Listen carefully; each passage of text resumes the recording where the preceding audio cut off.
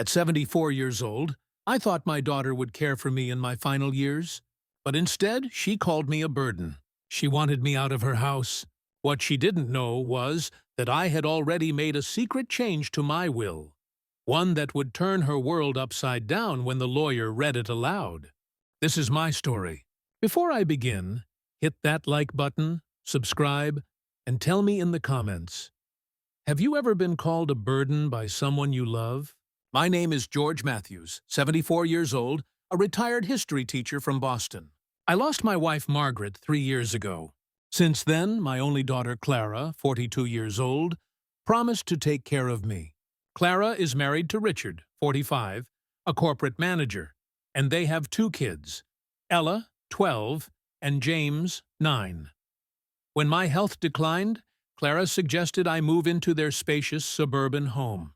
I sold my small house and brought my savings with me, believing I'd spend my final years surrounded by family. At first, it seemed perfect. I cooked breakfast for the kids, helped them with homework, and even told bedtime stories.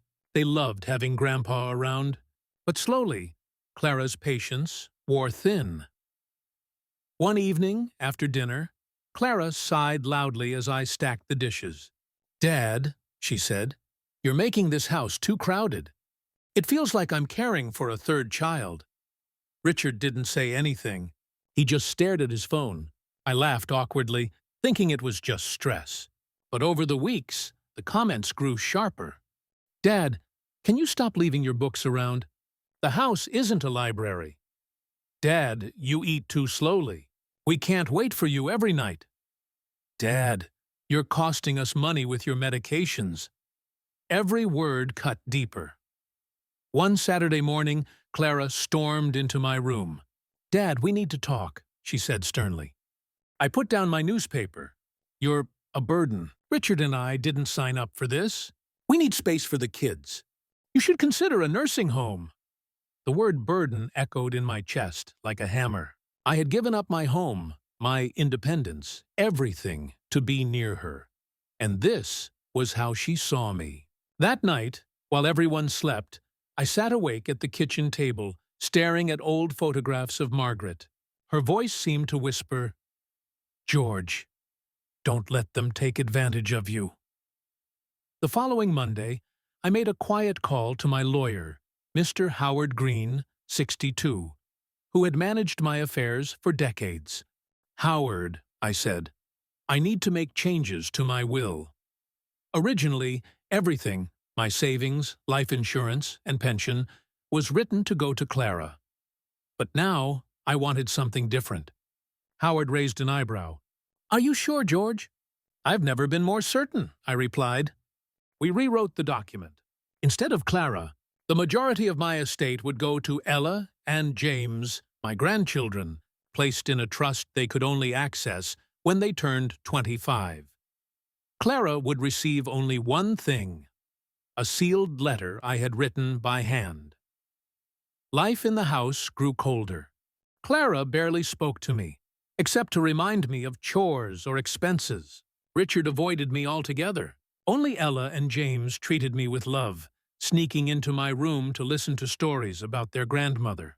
One winter night, I overheard Clara complaining on the phone. "Dad's eating into our savings. I can't stand it anymore." Tears burned my eyes, but I stayed quiet. I knew my plan was in motion. Months later, my heart gave out. I passed away peacefully in my sleep.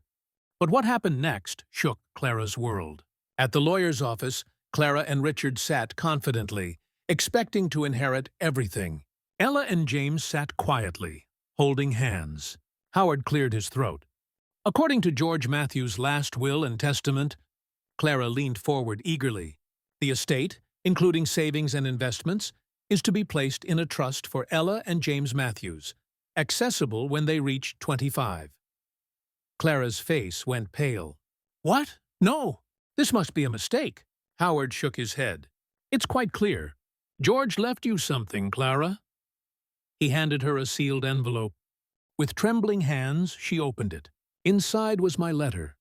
"Clara, you once called me a burden. But a burden is something heavy with no value. I hope you understand now. I was never your burden. I was your father, and the love I had was worth more than money. Since you couldn't see that, I've given it to those who did. Your children. Clara burst into tears. Richard looked away, ashamed. Ella and James, though too young to fully understand, smiled softly when they realized Grandpa had thought of them. In the years that followed, the trust grew. By the time Ella and James turned 25, they each received enough to buy homes, start businesses, and live with security. They often visited my grave, leaving flowers and whispering, "Thank you, Grandpa." As for Clara, she carried the weight of my letter for the rest of her life. And maybe, just maybe, it taught her the value of love over money. So tell me, what do you think? Was I wrong to leave everything to my grandchildren instead of my daughter? Or did she deserve the lesson she got? Let me know in the comments below. And don't forget to like this video, subscribe, and click on the next story that will leave you speechless.